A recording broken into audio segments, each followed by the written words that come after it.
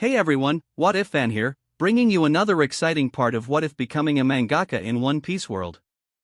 You can find the fanfic title and the original author's name on my Patreon page. Make sure to check it out and show them some love. If you enjoy the video, don't forget to like, subscribe, and ring that notification bell so you never miss an upload. Quick update.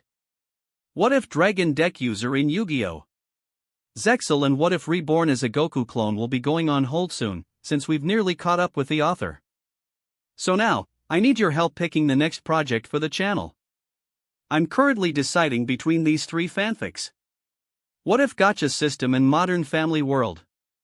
What If Fusion Deck user in a different Yu-Gi-Oh! GX?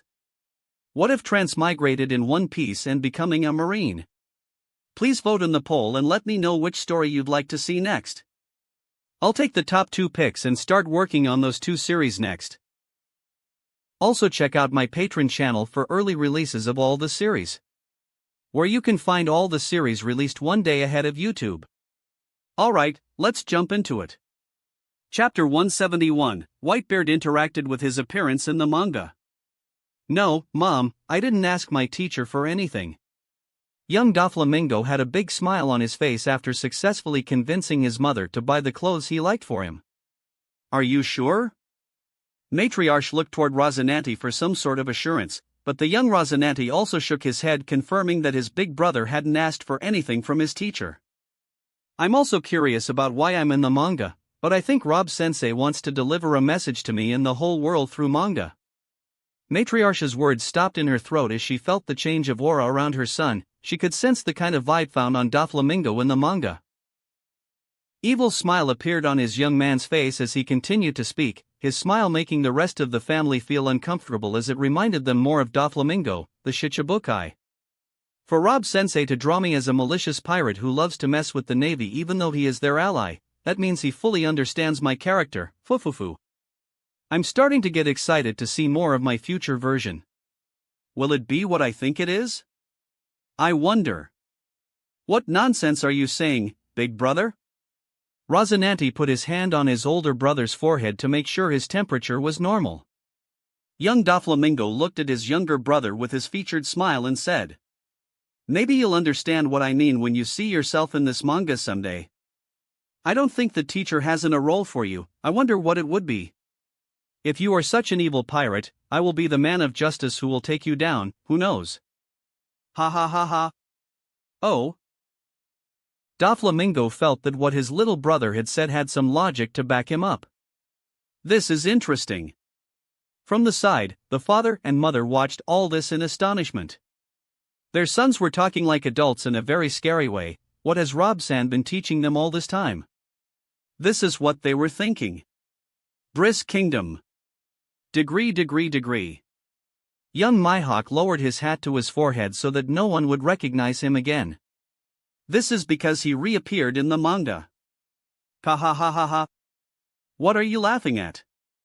Mihawk looked at the man years older, who was clearly laughing at him. Ha ha. I'm sorry, but I didn't expect you bothered when seeing yourself in the manga. It's not like that. Young Mihawk sighed before continuing to speak frankly. What bothers me is that people treat me like Mihawk in the manga, and I'm actually pretty weak compared to my version in the manga. Whenever I see the prospects which the strongest swordsman in the world has put me in, I feel frustrated with the slow reality. I feel as if he is making fun of me and saying, "Look, this is what would happen if I wasn't around. You would be the strongest swordsman in the world. Also, you would get the respect you deserve even from someone like Fleet Admiral." Doesn't this book make you feel the same way? Mihawk took the manga book in his hands and focused on his character in the manga again. Actually, I don't feel that reaching this man's level in the manga is difficult for me. Just a few years and I'll even surpass him. This is not bragging on my part but the truth. But, even so, I don't see a way to get past the man who draws this book. He makes me feel like he's a god of some sort. Even the world government considers him as a god, not to mention us, who consider nothing in the scales of great powers. But I really envy you. You became a star because of the manga. I didn't appear even once. Is someone like me not destined to be strong? Mihawk looked at Issue and said sarcastically.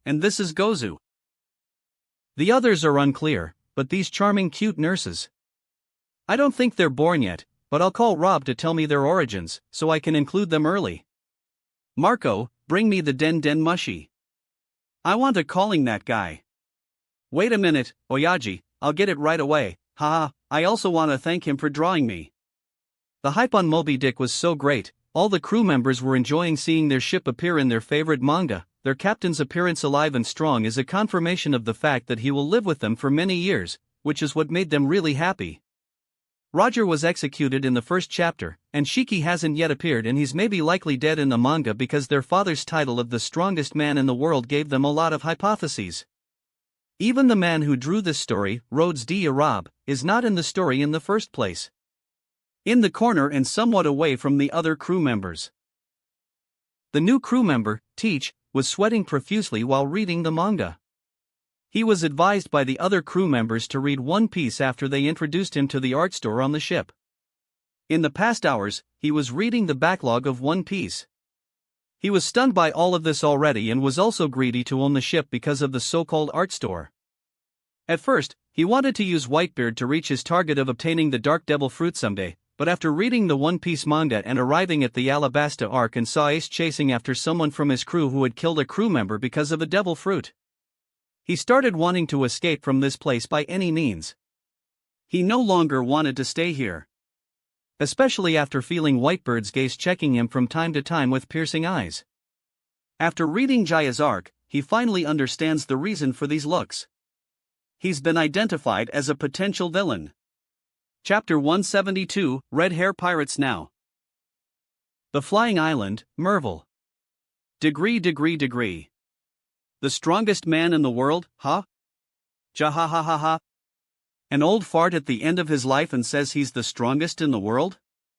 So this lion here spent his life in vain. Shiki looks at the manga's big page that shows Whitebeard and his pretty nurses surrounded by him.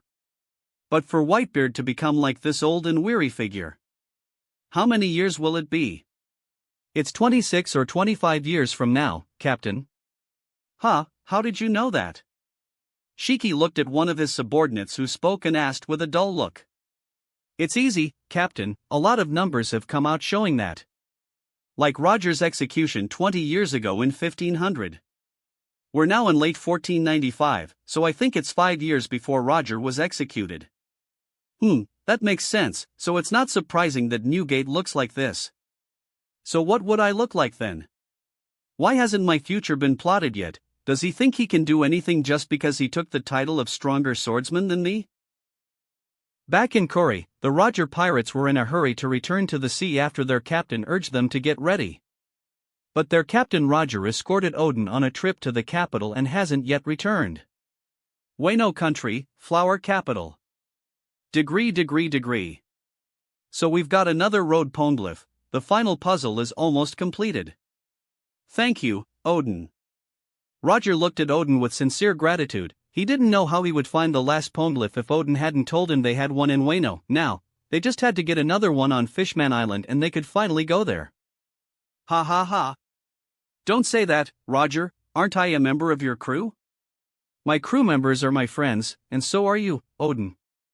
In a dimly lit room within the Shogun Palace, a red poneglyph was placed in the middle. Roger approaches it and copies its contents, as he did with the poneglyph on Big Mom Island and another in Zoo. Until this moment, only the Roger pirates know the function of the red poneglyphs, even people who own one like Linlin doesn't know. He's the same poneglyph Ryu that Nico Robin says in the manga that her dream is to find. In the whole world, there are only 4 of them. Not knowing in the past was the reason for their failed experiment previously, where the Roger pirates had already reached the island's final borders but found themselves lost in a chaotic sea as Loge Pose's needle spins like crazy, unable to determine direction. At that time, Roger and his crew knew something was wrong, and trying to reach the last island without direct evidence was nothing more than a fantasy. Now, 5 years after the last attempt to reach that island, Roger has succeeded in solving a riddle from the past that helped him discover the mystery of the red poneglyph in front of him. Roger's face showed a bright smile while looking at the 3 copies in his hand. Once he gets the last red poneglyph that he already knows where it is, at that time we'll be able to determine the true location of the final island.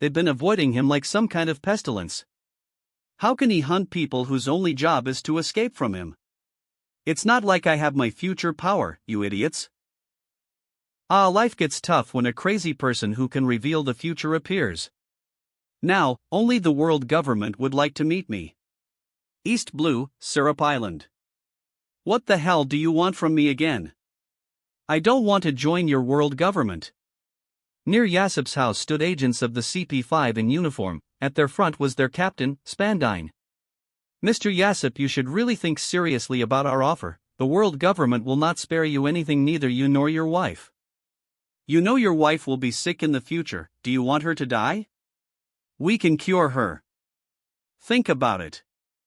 Yasip wanted to angrily refuse as he used to, but this time he froze. His wife was his weak point. Yes, he had already married Ban China last year, they lived a happy life together, and just thinking about her death brings him nightmares. But these people from the world government come to look for him every time to join them. He even thought of getting out of this island, but his passion for the art store prevented him from doing so. I'm a registered member of the Evil's Hunters Guild. Do you really want to stand up to Mr. Rob? What if you are a registered member of the Evil's Hunters Guild? Not like you're a number, right? We also have registered members of the Evil's Hunters Guild. Sorry, consider me, I didn't say that. Ha! Spies. It doesn't matter, I aspire to be a number, also Mr. Rob knows about me. Listen, young man, you are now not a member of the Yonko crew, you are still nobody. The world government has come to you in all sincerity to enlist you in the ranks of the numbers in the government guild, but you still act like a valued person. You have to be careful of how you act with the world government.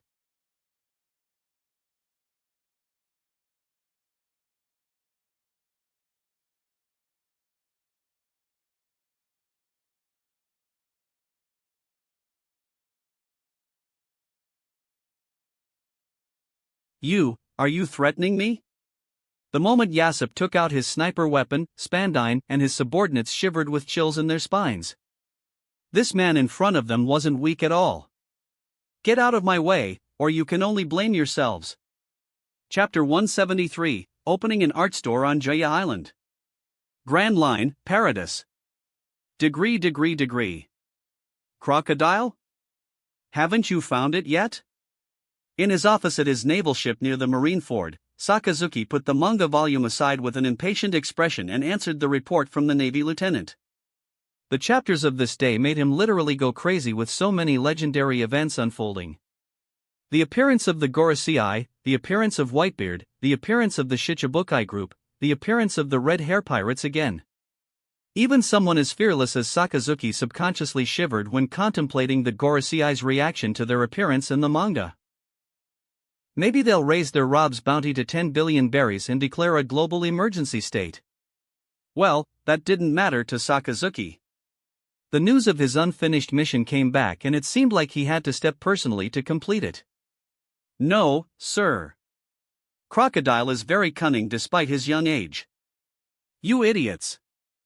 Useless scum. How long have you been chasing just a kid, but you haven't managed to catch him yet? The Navy soldier was frightened by the Vice Admiral's angry expression. This was Vice Admiral Sakazuki, who was known for his violent temper. It's a month and 1 week. We haven't managed to catch a kid for more than a month. Why is that? We don't know, sir. Every time we get close to arresting him, he disappears just as if he wasn't on that island, but all the information confirms that he was already on every island before he disappeared from it. Sakazuki returned to his seat as he tried to suppress his anger and think about it rationally. This was the first task he was late for so long. What a joke! He's the famous vice admiral and a candidate for the admiral's seat. He couldn't catch a single kid, which made him lose a lot of points in the race for the title of admiral. The five elders don't give a second chance. Let's not even talk about him being the current crocodile, just a 16-year-old brat. Even if he was the Shichibukai crocodile from the future himself, it would be as easy to catch him as if he was holding a chicken. This sand kid certainly has someone to help him, someone to save him at the last moment, because it doesn't make sense for him to run away every time. But who can help him under our noses? On his office table, there were pirates and wanted posters.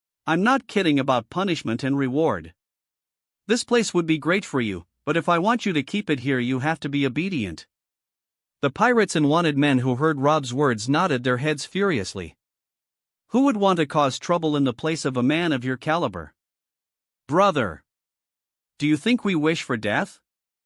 You're someone with 4.5 billion berries on his head, why do you even need to talk? Of course, I will turn into a chicken when I enter your store, sir. Just have mercy. Take those scary sharp eyes off us. At this moment, these were the thoughts of everyone present in this place. Suddenly, a blond youth walked out from the crowd with exciting expressions, but behind him, two men in a tuxedo tried to stop him. Amazingly, the men looked like bodyguards from the modern world. Boss! Stop, don't bother Mr. Rob when he's doing his business. Yes, that's a bit disrespectful. Who is this young man? So bold. How could he approach a person of Sky Sword status? Oh my gosh, isn't that the crazy kid who's been asking about the Gold City for the past week? PFFTT, He's a complete idiot, the Gold City. I still laugh whenever I remember his facial expressions when he talks about the Gold City. Someone wants to become rich. I think he would become dead if he disturbed the Sky Sword. Chapter 174, he's the main character, but you're just a mob. Oh. Isn't that Cricket? What are you doing here, kid? Cricket approached Rob with an excited expression. Unlike the idiots here who think he's looking for trouble, this man was the greatest benefactor of their family. He was Chief Rob to him. His presidential family was working directly under this man who didn't treat them badly at all, quite the contrary. He had elevated the status of their previously miserable family to an unprecedented level. Ha ha. Uncle Rob, I didn't think I'd see you here, ouch. That hurts. Who do you call Uncle Rob? Did you get the wrong person? Ah. Sorry. Your big brother Rob. Ha, excellent. Although Rob, who was already 30 years old, was old enough to be called uncle by a 15-year-old kid. Rob didn't like being called uncle. Isn't he young and handsome? Plus he's immortal. Even if he's in his 30s, he still looks young in his 20s. So what are you doing here in Jaya? You didn't come here to look for gold, as they say, did you? Ha ha. Cricket laughed dry while scratching the back of his head awkwardly. He was already looking for gold, but if he said that, he might be misunderstood as a greedy person running after riches. Rob didn't expect to see this kid here. In fact, he temporarily left his family on Fishman Island and teleported to Sky Island. And from there, he descended from 10,000 meters above the sea directly towards Jaya. His target at first was to go straight to Water 7. But he stopped on this island, which by the way was the subject of the last volume of One Piece released so far, which mainly talks about Jaya Island, so he decided to set up a store here, no problem, to get more art points and wealth and also the loyalty of these pirates. But he didn't expect to see this kid here. Well, he changed a lot of things for this kid after he intervened in L'Neill, so he basically thought he was in his country having fun, as he was the son of the country head, but who was expecting to leave all that and come to a dangerous place like the Grand Line?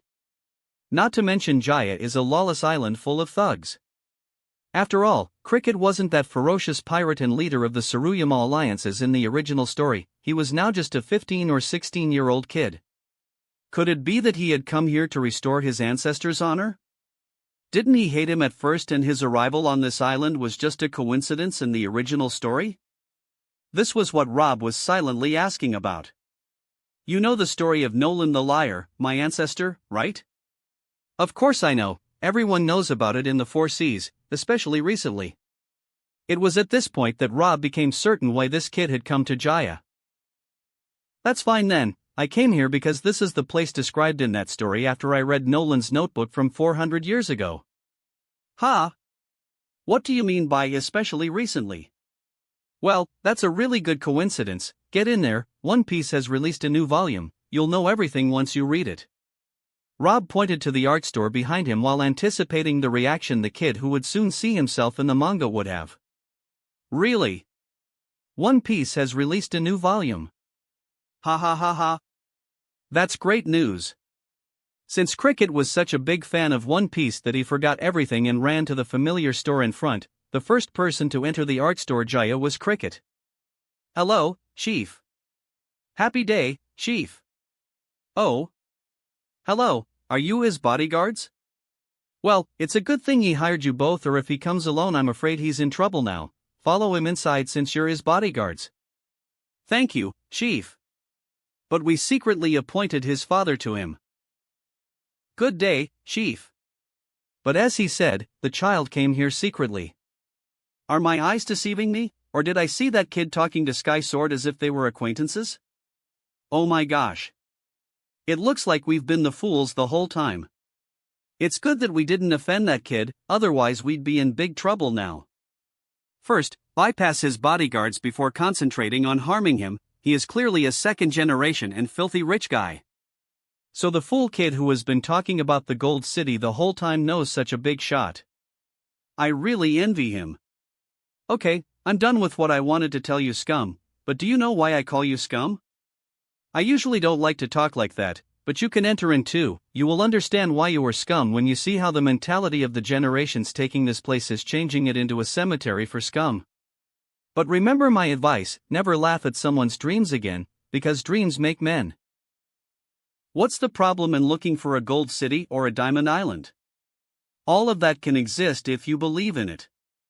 A man without dreams can't move forward. Remember that well, you pirate scum.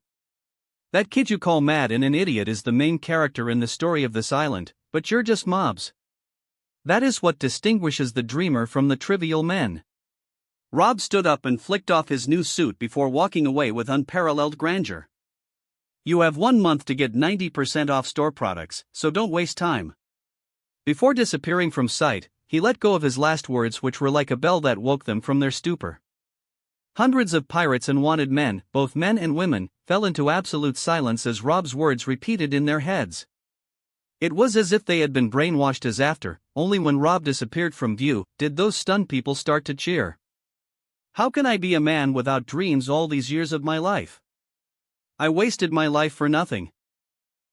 I remember the first time I went out to sea. At that time I had dreams. I dreamed of seeing the vast world and loitering in every corner. But when I encountered the reality, which means my weak knees, I knew that dreams are something for the weak. But why? Why do I cry? From now on it will be my dream to become a follower of Mr. Rob. Count me. Count me too. He told us not to waste time, you bastards. What can this store sell for, I wonder? The Fierce Tiger pirate crew needs to enter in regularly. We don't want to get a bad impression on Mr. Rob. Understood, Captain. Yes, I also want to know why the diamond-headed kid was excited when Sky Sword mentioned something called One Piece manga. What could this manga be? After the fuss caused by Rob's words subsided, people began to enter the art store excitedly. Of course, Rob's words didn't affect everyone who heard them. There were even those who scorned his words in their heart. It wasn't only because he was strong and famous that his words would be gospel for these people. For those people who were like Bellamy, dreams were just delicious sweets whose taste ends when their owner collides with harsh reality. They themselves had tasted these sweets at first, which ended in disgust shit for them. Yes, most of them suffered from tragic events at the end of their dreams. But does Rob care about that? Of course not. His previous words were just a whim. The real medicine for these people is One Piece manga, not his words. A smile formed on Rob's face after hearing the cheers from afar. He didn't think a few words from him would have such an effect. Well, he was starting to feel satisfied with his new self. This is so much better than I was in the past. Rob reached the sea before ejecting an eternal loge pose with his steady needle pointing to the west. Rob took out the eternal log pose, that records the coordinates of Long Ring Long Land Island, which is the closest point to Water 7, so close that it doesn't need any log pose to get there. Well, Water 7 don't have any magnetic force to have a log pose in the first place. Long Ring Long Land from here. So, Water 7 from here too. Seeing Cricket's reaction to his appearance in the manga was a bit tempting, but he still has to finish his work and quickly get back to Fishman Island so he can just leave the matter for another day. Very quickly, Rob spread his paper wings and flew west at lightning speed. His destination this time was Water 7. Chapter 175,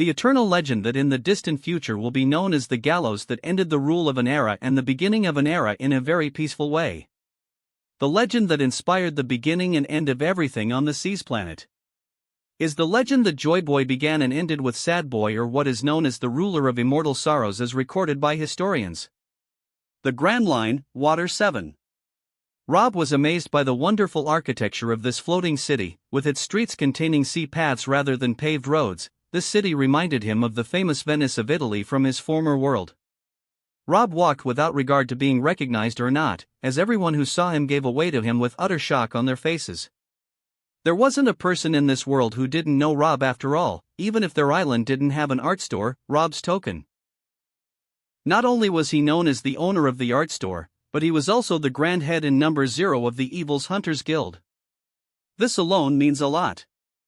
His observation hockey covered every spot of this artificial island, so there was practically nothing he could escape from his line of sight. His strength reached an enormous range. He felt like a god literally walking among humans. Only by using his observation hockey, he could sense everything within 100 kilometers.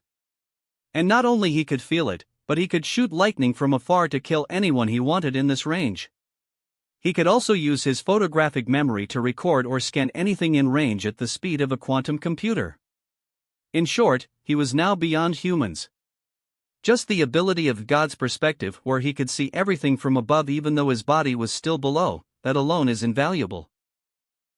A smile appeared on Rob's face as he found his target on this journey. Tom, yes, this genius fishman who didn't get his due in the original story was his target to come here. Rob was neither an engineer nor a craftsman, and he didn't want to bother learning that. He has a lot of future projects to develop this world. He has the resources. A whole planet of modern resources. He can also buy experiences from the system shop, but unfortunately, he couldn't buy expert humans, so he would only rely on the geniuses of this world, and the first project he had to complete was the Sky Island project, which he would soon open to the public.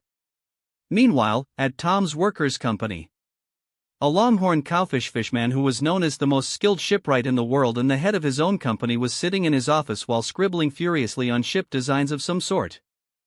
Yokozuna. Hand me that yellow paint. No, red paint. The scene was a bit comical, but the fat fishman was asking a frog to give him a bucket of paint. Croak. The little frog also followed his master's orders and jumped out of the desk table, and then after a few seconds came back with the bucket of paint in his mouth, then easily left it on the desk table near the fishman. Thanks, Yokozuna. Knock. I'm so busy, if someone asks for a meeting, take it, iceberg. I'm sorry, sensei, but it's a bit urgent. A big shot wants to meet you. I'm afraid it's unfavorable to turn him down. Jaya Island, in the evening. Throughout the day, Cricket and his bodyguards immersed themselves in past episodes of the anime. While waiting for the global cruise ship's arrival, he decided to return till Neil. But after the trio left the anime section with satisfied faces, they were shocked by the scene in front of them. What do you want from the president's son? You better not do anything foolish. This store is a sacred place that prevents violence. It's impossible to hurt someone inside, so you're just trying to bring trouble to yourselves. Sam. Ram. Let's see what they want first. Get out of my way, you're blocking my sight. After he had spent the day absorbing today's volume, he was feeling an indescribable inner peace because of it, so whatever happened next in this place didn't matter to him in any way. Rather, the young Mont Blanc Cricket was somewhat anticipating what the crowd of pirates and wanted men would want to surround him in this way. Then, without warning, they all knelt at the same time. Ha! This scene was unbelievable in the eyes of the young man and his bodyguards. This area of the art store became crowded with kneeling people. I learned a valuable lesson today thanks to you. I understood today what the main character and mob character mean. Mr. Rob's words are truly gold. As expected from the great One Piece author, his eyes that see gold are not the same as our eyes that see shit. Cricket-sama, accept my humble bow, you are my idol from now on. As for me, my idol is your esteemed ancestor Mont Blanc Noland. The fierce tiger pirates pledge allegiance to the leader of the Tsuruyama Alliance. We want to help you search for the Gold City. Will you accept us as your followers, Cricket-san? I believe in the existence of the Gold City. Me too. How did I not know the delusion was so romantic before? Did my shit-eating that day cause me to become retarded? After hearing all this, young Cricket looked at one of his bodyguards and said with an excited expression, "Sam! Cancel our trip. We'll stay here. We will continue to search for the Gold City." Chapter 176, The Impatient Sky Island Residents.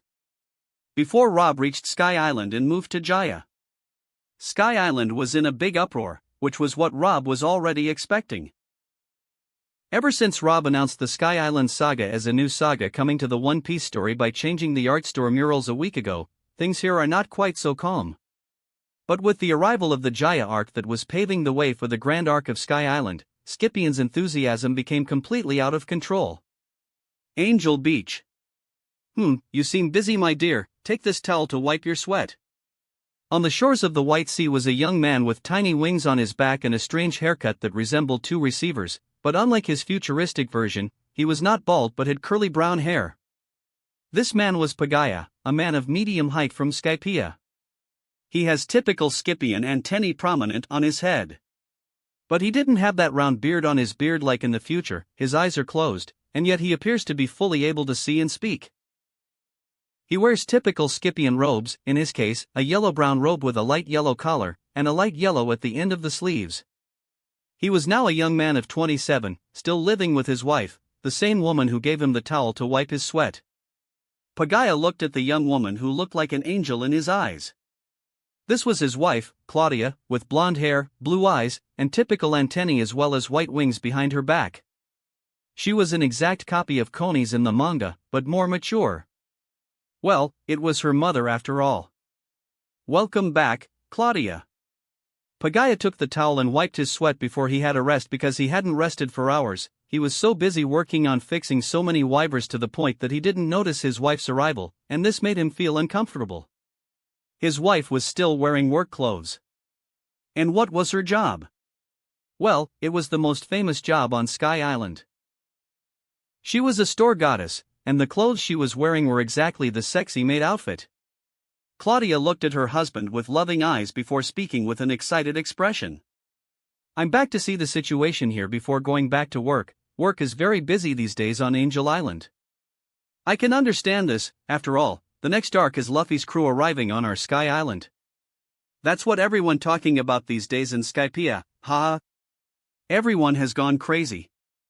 PFFTT. Claudia let out a chuckle and nodded in agreement with Pagaya's words. "Before I get back here, Rob-san has arrived. Beware what? The people of Angel Island have flooded him with questions about the upcoming arc, haha. You should have seen his face running away. I've never seen the boss so confused before. I guess he wasn't expecting this interaction with his story from the inhabitants of Sky Island. Well, I don't blame him. You're right." Pagaya stood and fixed his gaze on the waiver that seemed to have been completely repaired, before writing it to test it out. We can't blame him, because he doesn't know how much we, the inhabitants of Sky Island, long to be known to the world below. This has been the wish of many successive gods on this island. A small tear appeared in Claudia's eyes as she nodded. Yes, that is exactly why everyone is excited. The isolation of Sky Island was not only caused by the difficulty of accessing it but the world's ignorance of it as well. The Jaya arc was fantastic. Nolan the Liar's story is a little sad. A great explorer like him who was able to identify the waiver being a product of Sky Island doesn't deserve that ending. Claudia looked at her husband with a pensive look before saying, "I heard from a Shandian waitress's sister that the Gold City is real." Pagaya's eyes widened before asking in astonishment, "Don't tell me that." Upper Yard. Near the second art store on Skypiea, which is considered relatively unknown, many tent-like houses have been built, unlike in the original story where the place was tree-lined and difficult to build. Last year, Rob gave the Shandians the right to re-inhabit the Upper Yard, resolving the nearly 400-year conflict simply and powerfully, so Rob became a great benefactor in the hearts of the Shandians. Not only did he give them back their land, but he gave them an art store at their disposal. Shortly when the Roger pirates will come to this place for the poneglyphs, they will be shocked by the fact that there is an aboriginal city here, as well as an art store in the middle of it. Jaya is our home in this world, we don't belong to the Sky Island. The current chief of the Shandya tribe said. He was the same chief from the original story but much younger, as he was a young man 37 years old. His hair was black and he had Shandya tattoos on his face, and he also wore a hat in the shape of a dog. At this moment, he was talking to the rest of the tribe members about their origins, as the previous One Piece volume left a deep impression on them all. So the dominant topic since the volume was released is Jaya Island. It wasn't that the Shandians didn't know their origin, but fearing that it would be forgotten, the tribe chief tried to deepen their impression by taking advantage of the manga's emergence. He had hoped that the next volume of One Piece would talk about the origin and truth of the Shandians so that the whole world would know who the Shandians are and what their true origin is. They were, after all, rulers of a glorious golden era in the past. Even if they were now just small remnants, they didn't wish to be forgotten. Today, we will pray to the Sun God so that our wishes may be fulfilled. But will our wishes from the Sun God be accepted without sacrifices? The tribe chief looked deeply into the eyes of the man who spoke. This person was harboring thoughts for his seat as the chief of the tribe and was trying his best to take it from him, but no way. Can he? You can discuss this with Rob-san. Since Rob-san has forbidden us from sacrificing our children, we have no other choice. When the man competing for the tribal chief's seat heard Rob's name, he gulped nervously before shutting up. Sky Island, Alabasta. This place began to turn into a true paradise above the sky. Since the transition of Sandy Island to the top of the Scythian clouds, imperial cumulus clouds, it's constantly changing and evolving. This is because the cumulus clouds allow the islands to exist above them as if they were on Earth, with their soil, sand, volcanoes, minerals, and magnetic force. It was illogical, yes, but everything is contained in the world of One Piece. This is because these Scythian clouds became like a second Earth on the planet, not just clouds, but clouds that had a terrestrial feature. Clouds are so thick that minerals are beginning to form in them. Soft clouds were all around Alabasta, creating a wonderful magical painting. In the royal palace, King Cobra and his wife Nefertari Titi were hosting a regular guest. The guest was the god of Skypiea, Gonfall. Ha ha ha. Then what happened next? As I said before, it's a secret. You really are immoral as a god. But I'm not a pervert as a certain king. Cobra's face turned purple after hearing this. Era Cobra-san, it seems like the esteemed god knows your weak point. His wife let out a chuckle. Oh, wife, are you with me or against me? In the Alyabarna art store, the enthusiastic crowd was still discussing the events of One Piece. King Cobra and Princess Vivi appear again in the new volume. Well, it's just a flashback, don't worry about it. I've been to Jaya before, why haven't I heard of any gold city? It's full of thugs who deserve a beating. If there was any gold, you would definitely not have heard of it. Just look at Bellamy and you'll understand what I mean. A good punch from Luffy completely healed my boil. Teach's punch to that Sarkias is great too, that's fun. Ha ha ha. Very sad. I pity Noland and the Mont Blanc family. They are really pathetic. Why hasn't the author shown anything about Crocodile? I want to see him rot at least at Impel Down. Didn't you just see him get beaten up by Luffy? And as if that was enough. I wish I could cut that bastard into pieces.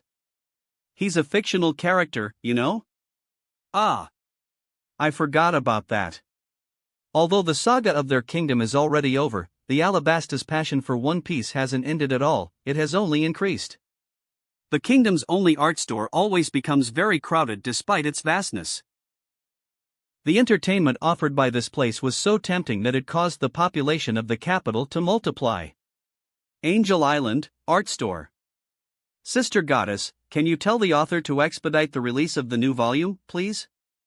Marta looked at the little girl who looked like a little angel who grabbed her by the leg and looked at her with puppy eyes. Marta couldn't resist the little angel's allure, so she took her in her cuddle and gave her an intimate garchu, which the little girl greeted with a happy laugh. Where are your parents, little girl? They are there, they sent me to ask you to hurry up the update of the new volume. Everyone wants to see the adventure of Luffy and his partners on our Sky Island. Ha ha ha. That's it, another bunch of impatient people, isn't it? Well, go back to your dad and mom and tell them to be patient and wait for the next month. Marta, she's a beautiful young woman with silky purple hair and a white face with a rosy glow, was one of the women that Rob rescued them in Ring Hell from the slave traders. She had become a successful and famous store goddess on Sky Island. Chapter 177, Opening an Art Store on Water 7. The Grand Line, Water 7. So by saying that, you want to hire my entire company, not just me? The expression on Tom's face summed it all up right now. He looked rather excited. Our two companies have been working with each other for quite a while, I can say. Global Cruises and Tom Workers are indispensable partners at this point. Not only that, you built Oro Jackson, the ship which I spent onto at my best times when I was a pirate. For these reasons, you are the only candidate in my mind, Tom-san. Would you accept to become my strategic partner in my future projects? A rare smile cleared on Tom's face after hearing this, and he slowly nodded before speaking again. It was surprising to me that you are that boy under Roger from that time and the same great chief of the World Cruise Company. I don't deny that the emergence of this giant company has greatly revived the economy of the ships. I always wanted to know. Where do the company's ships come from? And why do you need to strengthen them in Water 7 instead of building it here in the first place? Rob clicked his finger on Tom's wood desk as if he didn't like his question, but he still gave him a face and answered succinctly. Tom-san, these are company secrets. You're the chief of a big company and you know it's not a good question to ask, isn't it? But that's fine. I'll give you a satisfactory answer. Tom wanted to apologize for being too excited, but Rob stopped him and continued his speech. The blueprints on which we build our ships need to be built in 2 stages. The first stage needs to be built with specific wood, but it's weak wood, and the second stage needs to be strengthened with strong wood. Rob finally got up from his seat as if he was going to be gone soon, but reached out to Tom in a handshake gesture. So, I suppose we reached an agreement, right? Tom hastily stood up and shook Rob's hand excitedly with both hands. I understand now, thank you for satisfying my curiosity. Normally I don't enter into long-term strategic partnerships with other companies, but your company is in the cruises domain and mine is in shipbuilding. That's how we complement each other, so I would be a fool if I turned down this offer. Well then, it's comforting to hear this from you, but who knows, perhaps there are more things that will interest you in the future. Tom didn't think much of Rob's words, but he remembered something important he had always wanted to thank Rob for. Oh. Rob-san, I almost forgot about something as big as this. I heard that you set up a branch of your other company on Fishman Island and you brought joy and entertainment to every member of my race. That made me very happy when I first heard it. A strong man like you, and you have a good spirit, that's really amazing, thank you. Rob raised an eyebrow intently. He could sense Tom's sincerity and his other intentions as well. You want to know what kind of art made everyone in your race thank him, right? Tom was embarrassed when Rob saw through him, but he still nodded in affirmation. Well, I was already thinking about setting up an art store here, but I need to get a legal plot for it. Can you provide it for me? Of course, gladly. In an open area of Tom Workers' company, a group of people and a single frog watched Rob in front, while waiting to see what he would do. Tom-san, you seem to have taken into account that this branch that I will be setting up here will not be for your company alone, but everyone here in Water 7 can enter, right? You can see this already, Rob-san. This place is an open area and relatively far from the company, as it overlooks the main street of Water 7. I originally planned to build a big house on it, but with time I forgot about it and it stayed in the back of my mind. This place is called Galila. Rob returned to look at the vast plain in front of him, which was empty, unlike in the original story where the Galila headquarters of Iceberg was. Besides Tom, there were 2 human children. The first looked 10 years old, had light purple hair and sharp eyes despite being a child. He looked like a little adult, where at such a young age he works as a secretary for his teacher. The second was even smaller, and this child was the first Straw Hat Pirates member Rob had ever seen. He's called Cutty Flam. He looked 7 years old, had blue hair and a normal human body, and no accident had yet happened to make him adjust himself to become a cyborg. 4 years ago he arrived here after a grueling journey from the South Blue. Only he and his mother arrived where his father died on the way. At that time, he was only 3 years old, but he still remembers his mother's dying face as she pleaded with Tom to take care of her child so that she too would die of her injuries. Cutty Flam was Frankie's original name. Then, in addition to the frog Yokozuna, there was Kokoro, Tom's mermaid companion. She was still 45 years old, unlike her old version in the original story. She looked graceful and with the body of a mature woman, but her face was starting to turn in the ugly direction that Oda drew. Unfortunately, who would have thought that this woman was a mermaid of fatal beauty in the past? Then there was Tom, that was the group that was there at the moment. Want to set up a new art store in this area? Sure. As soon as he confirmed it, the void in the surrounding area shook and a newly designed building began to unfold out of nowhere as if it had been all along in this place, but it decided to reveal itself at this moment. Cutty Flam and Iceberg opened their mouths until they smashed into the ground due to the shock. This was out of their imagination. They were expecting to see Rob take out a shovel and bits of wood to start building, but he snapped his finger, and a building they had never seen before appeared out of nowhere. Even Tom and Kokoro, who had heard something like this before, were still surprised by the status quo. Tom-san, I think you should hurry inside because this place will be crowded soon. I need to talk to people who will be attracted by my store and tell them about it. You can enjoy your time for a small price. Ah. This is the art store. I suppose you've heard that name before? Yes, it's the same legendary art store. Now, it's your turn to get one. Take a break from shipbuilding for a while, and have some entertainment. Even if you are a blind and deaf, here in this place, you will return to being a normal human being. He's already used to it, but every time he talks to the people of an island, Rob feels a sense of pleasure and familiarity. Yes. This is what he came into this world for. He came to make this world enjoy reading the future. Seeing those excited expressions on their faces that they couldn't wait to enter anymore, Rob finished his speech and let them in. In less than an hour, the art store attracted hundreds of people to find out about it. The art store beacon was so magical that it could attract anyone. Fishman Island. Belmere was having such a good time in this place, she didn't think she had been so blind to such a wonderful race all this time. For a moment she regretted thinking about her hatred of the Fishman race 2 years ago when she read the Arlong arc in the manga. Belmere was wandering with little Robin, little Hancock, and her sisters in a water park on Fishman Island, but the next moment, she saw someone who subconsciously made her body shiver. As soon as she saw him, so many tragic memories came back to her mind which made her feel an excruciating headache. Chapter 178, Belmere Transcends the Past. Belmere saw a group of fishmen, mostly children, led straight towards her by a red-skinned fishman.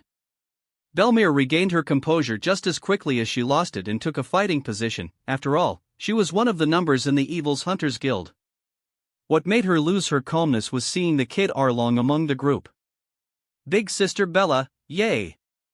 Look, these fishmen come to us. Isn't that fishman looking like the villain Arlong? And the one next to him looks like that octopus hatch on. Little Robin has been excited about almost anything since arriving on Fishman Island, so she refers to the Fisher Tiger group with enthusiasm. Little Sonia and little Marigold hid behind little Hancock because they were frightened by the fishman's frightened expressions. Don't be afraid, Big Sister Bella is with us. Little Hancock gently comforted her younger sisters. The Fisher Tiger group stood in front of the Belmere group and they began studying each other with complex gazes. In the end, Fisher Tiger did something that left Belmere stunned. Fisher Tiger got on his knees even though Jim, Arlong, and the others rushed to stop him, but that didn't stop him from doing what he wanted, as they couldn't even move him let alone stop him. He hit his forehead on the ground 3 times in front of Belmere, his face still bearing the same sullen expression as ever. Belmere's combative posture shook and she put her hand over her open mouth in shock, since she still didn't understand what the hell was going on here. Boss. Sigh. When Jinbe saw that he couldn't stop his boss from kneeling, he sighed and grabbed the heads of both Arlong and Hatchon by their sides and bowed while making the other 2 kneel as well. When the rest of the group members like Aladdin and others saw this scene, they also knelt down in respect of their boss. This scene was reflected not only in the eyes of Belmere and the children but in the eyes of every eyewitness of the Fishman race at this water park. You! What are you doing? You're no doubt wondering why a strange group of fishmen kneeled down to you for no reason, right, young lady? Finally, after a long and embarrassing silence, Belmere asked, and Tiger raised his head and answered her calmly. Yes, why are you doing this? That does not mean Belmere hadn't any assumptions, but she could not relate the two issues together. No, young lady, we have a reason. It may sound stupid, but you can consider it an atonement for the future. Fisher Tiger looked back to see his comrades kneeling as well, but he pointed at the blueskin kid shark and spoke. This kid behind me called Arlong, he's an orphan kid. Right now he's not that person you know, but he's still growing up on ideas like hate for humans and revenge on humans. Just a few days ago this evolutionary trend changed towards something different. Before, we were not allowed to enter this place, let alone roam freely like now, for we consider the filth of this kingdom, but for some reason that I don't know it. The king has decreed that the vagrants of the Fishman district are free to enter Fishman Island. This was shocking, but I suppose it was the man who made that store here has a hand in it. This noble thing he did, it made me not judge him quickly, and I watched the Arlong arc in the anime more than once, and I read it in the manga more than once as well. It helped me see a lot of things I didn't see at first because of the anger. Belmere was listening silently to Tiger as he spoke, but for some reason, she couldn't move her eyes to see the kid who was pointing at him. As if she was afraid of something. Fisher Tiger saw a look of hesitation in her eyes. He sighed and continued his speech. Let me ask you. Do you take One Piece manga for real? Can you let go of this now? I'm escorting the children, it's not the time to talk about something? Oh, so my little children are here and I'm the one who searched everywhere. Rob's voice behind the group sounded like a magnetic voice, halting the flow of the conversation.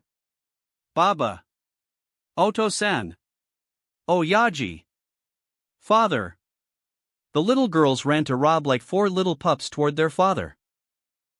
Rob gently grabbed the four of them before smiling at their cute faces and said, My cute children, did you enjoy your time with big sister Bella? How was that? Fun, isn't it? It was so much fun, Dad, look over there. Aren't they the same fishman pirates who wronged Kokoyashi village in One Piece? Little Robin came out of her father's cuddle, climbed to her favorite spot on his shoulders, and she whispered low in his ear. Oh? Really? Yes, you're right, they look a bit like them. Little Hancock and her sisters looked at this with clever eyes as well, although they were so young they could sense the strangeness of the situation. Bella, you can talk to them at your convenience. I'll take the children away. Rob-san, wait a minute. Before Fisher Tiger stopped him, Rob had already disappeared, taking the children with him. Fisher Tiger's frustrated gaze returned to Belmere, still confused by what had happened. After all, it all happened very quickly. Fisher Tiger can read between the lines and understand that Rob came to take the children away just so they could easily talk to Belmere. Can we speak now, Miss Belmere? Even though she was still a young lady of 18-year-old, Fisher Tiger was treating her like he was treating her version in the flashback that appeared in the anime. I'll repeat the question, do you consider the events of the manga as real? Belmere looked at the fishman with a serious expression and felt a rage possessing her beyond her control. What if I take it for real? Wouldn't that kid grow up to be the same Arlong who was going to kill me? Little Arlong, who heard this, shivered, feeling a killing intent in his direction from this woman. But his expression soon improvised and regained his balance. He won't denigrate the fishman race no matter what. You are so wrong, young lady. You have worded it completely wrong. I understand your anger, but this Arlong and Arlong who killing you in the manga are two different people, exactly like you and Belmere who died in the manga. You are two different people. She's died, but you are still alive. If it wasn't for Rob-san, it would have ended the same way. So how are we supposed to not be the same people? You're kind of right, but it was Rob-san's exist that made you different. You should know that these events will not happen anymore. I don't want you to forgive Arlong, I just want you not to blame the entire fishman race for something that hasn't happened yet and won't happen. Belmere calmed down and analyzed Tiger's words objectively. Yes, he was right. Sai, I really don't have any hatred for your race, sir. You can be comfortable, on the contrary. I feel pity for your race. Chapter 179, Invitation from the Gorosei. Ah. Don't look at me like that. I don't mean to ridicule or disdain your race, on the contrary, I'm completely honest in what I say. Belmere tried to explain herself awkwardly, as she felt the mood of the conversation shift south after she said that she felt pity for them, because Tiger, Jinbe, and the others weren't the type to like others to feel pity for them. And she could understand that, because she was also not the type to like others to feel pity for her, but she did talk about the race level in general and the oppression they suffers from humans. After learning about it all from her new partners Otoime and Susan, she starts to blame herself for hating an entire race because some scums who don't represent the entire race. Then her guilt turned into bewildered pity. That's the point. Well, she could understand that, but since Belmere didn't know what kind of people Tiger and his comrades were, she couldn't have realized the fact that if there were people who hated being pitted for them, they was Tiger and his group. Fisher Tiger shook his head, throwing away the thoughts of dissatisfaction that had formed in it. He was in no position to reproach this young lady for feeling pity for their race. No problem. It's just good that you don't feel hate, that's enough for now. After hearing what this human female said in their teacher's reply, both Arlong and Jinbe held their anger tightly to that so as not to disturb their teacher's hard-earned current mood. Who will feel good when they meet the compassion of others? Belmere nodded and apologized again if she was misunderstood. I believe that this event in the manga would have been real if there were no manga now. Do you believe in that too, Tiger-san? Although he appears to be a violent person, Belmere, who has mastered observational hockey perfectly, can sense that Fishman in front of her is a good person, contrary to what his appearance suggests. He told her his name, and she knew he was a famous person who had given up his big position in the Royal Guard to look after orphan children in Fishman District. But he is always misunderstood as a villain due to his stern expressions. Fisher Tiger looked at the kid Arlong behind him with pensive eyes for a while, before turning to meet Belmere's eyes and answering her question with his usual expression.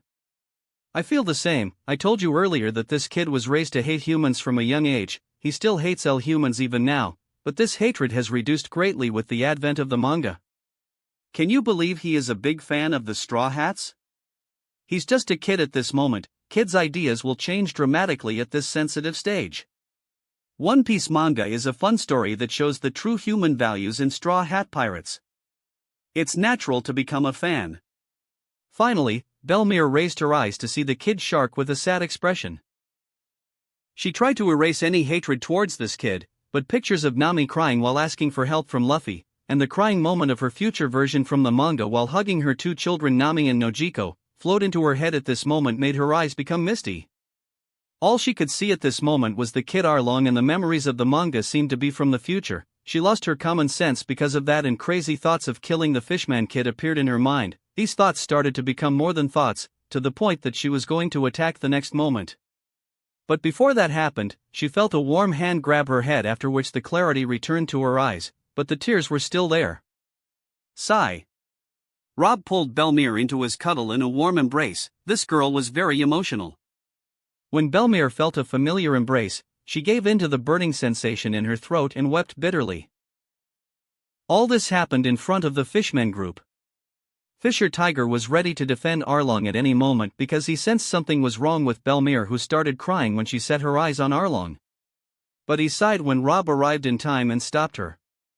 Tiger-san, I suppose you succeeded. Belmere is a very good girl, so be sure that she will not hold any hatred for Arlong anymore. These tears are proof of that. Thank you for doing your part. I heard you want to talk to me. We'll talk later. I'll come to look for you. I did the thing I had to do. This young lady, she was most likely to become a victim of one of my disciples that I didn't raise well in the future. It would have been my direct fault if it happened, so that's what I have to do. 2 days later, the group's vacation on Fishman Island ended. They went back to work and everything was back on track, but the new volume still made commotions everywhere. Especially because of the emergence of Gorosei, or the so-called supreme authority in the world. There are even those who took to the streets on their islands to demonstrate because they are not convinced with the so-called Gorosei. They didn't even know they existed before they appeared in the volume. Their appearance made the fanatical people resentful and dissatisfied, those people who did not like their ruler to be unknown. Basically, the Gorosei's title was known, but their looks were unknown until the manga decided to reveal them. Had it not been for the Evil's Hunters Guild to stop the chaos before something bad happened, the situation would have been so bad. Rob didn't want any cursed variant to appear in his plans, so he sent his guild to solve problems he couldn't personally interfere in. The New World, Whole Cake Island. Mama. I heard the world government is planning to make things difficult for our ally. What are we going to do? Young Katakuri walked into his mother's candy hall and told her the report. Lean's eyes, which had been closed the whole time, opened as they shone with a sinister light. Where did you get this news, Katakuri? From the Pleasure District's queen, Stussy. She seems to have connections of some sort in the world government, and has a great desire to get on our good side. What do you think, Mama? Katakuri, despite his young age compared to the original, had great prestige. Being the second person in the Big Mom Pirates at such a young age is proof of that. Oh? That little bitch said that to you? That's interesting, but, Katakuri. Don't tell me, you slept with that bitch? Katakuri's eyes trembled when he heard this from his mother. Mama, you know your son well, don't you? I'm only interested in getting stronger for now. Good. Well, about Rob, you don't have to worry about him. That guy isn't something the world government can stop in any way. They lost the battle against him the moment their damned faces appeared in the manga. Ohara. At the art palace, Rob sat inside his office with a small smile on his face. In his hand was a government letter bearing the symbol of the world government as a signature. Yes, this was a letter from the Gorosei themselves, which was already expected from Rob. Well, looks like it's time to go to Marigoa officially. Chapter 180, The Meeting with the Gorosei. Well, looks like it's time to go to Marigoa officially. Rob rose from his seat and began to move outside, but before that, the letter in his hand had turned to ash after he had burned it with lightning. Soon he arrived at the Ohara art store, and from there he went straight to the Marigoa art store. Through the system window, Rob temporarily prevented anyone from entering this art store, causing a huge commotion among the celestial dragons. Holy Land Marigoa. The domain of gods was in such a commotion that just 10 minutes ago everyone had been banned from entering the art store, exactly like this, without any reason. Even though its doors were still open, but no one could enter it. Celestial dragons went crazy outside. What the hell is going on? Why I can't go in? Who is playing this trick on us, the gods of this world? Is it the Sky Sword? You. Yes, you Marine, go and summon your damned admiral here now. The Marine in charge of order nearly fell from fright. The angry look in the celestial dragon's eyes made him shiver with fear. Why yes, sir.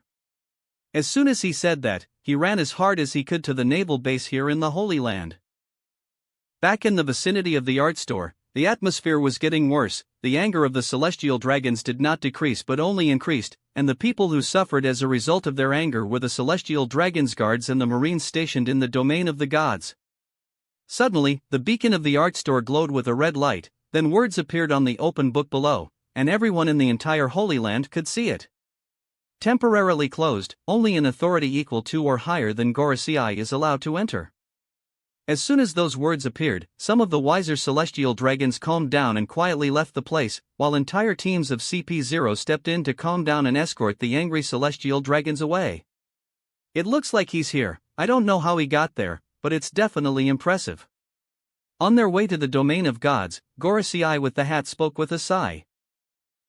As one would expect from a person who can look into the future for more than 20 years, as proven by the In Search of the Truth project, he must have had an enormous secret in his body that caused him to avoid us and unknowingly enter Marigoa under our noses. The blonde Gorosei was most interested in what secrets Rob's body might hold. I believe the secret is in the art store. Don't forget that no one on the planet can escape from the senses of our Lord, so maybe he got here directly through that store. Gorosei's mustachioed words really made others think that he might be right. We haven't confirmed his arrival yet. Let's hurry inside and postpone the empty judgments until after the meeting. This time the long-bearded Gorosei spoke. You seem to be missing out on something important that you haven't noticed yet. The red light of the art store beacon reflected on the glasses of the Gorosei with a samurai sword. The words, "Only an authority equal or higher than Gorosei is allowed to enter," were written in bold, but for some reason, everyone was subconsciously ignoring these words. When the rest of the Gorosei focused on those words, drops of sweat appeared on their faces. What does he mean by an equal or higher authority? Does he not know that there is no higher authority than Gorosei? This is unforgivable. From afar in Pangea Castle, Emo looked at the words glowing with red light with a big smile on her charming face. Fufufu, as I expected, you already know about me, hee, but how much do you know about me, Rob-chan? I wonder. Within the empty art store, a large negotiating table appeared in the middle of the art store. The moment Gorosei walked inside, they felt the familiar feeling of weakness. It was as if they had entered another god's territory and they couldn't muster any strength within its limits. As I expected, he chose to come here because he has a safe place to do what he wants, but does he seriously think that this place will protect him from everything? A negotiating table appeared in their sight after walking for some time in the indoor store space. They can see Rob sitting quietly with a friendly smile on his face waiting for them, but how can they not know the difference between a real and fake friendly smile? Welcome, my dear waiting guests, please take a seat. When the 5 elders sat down in their seats, one seat remained empty, but that was what they didn't notice because their entire focus was on the man at the head of the table. This was the time they met face to face, and they could definitely tell that their lord's words back then were not out of thin air. This man was extremely powerful, the savage aura surrounding him. Only the truly strong could see and feel it. It's our first meeting, and I guess it's not the last, isn't it, Gorosei-sama? Yes, this is true. The eyes of the Gorosei with samurai sword shone with a sharp glint at this moment. As the highest authority in the world, they couldn't allow a mere brat to control the course of the meeting.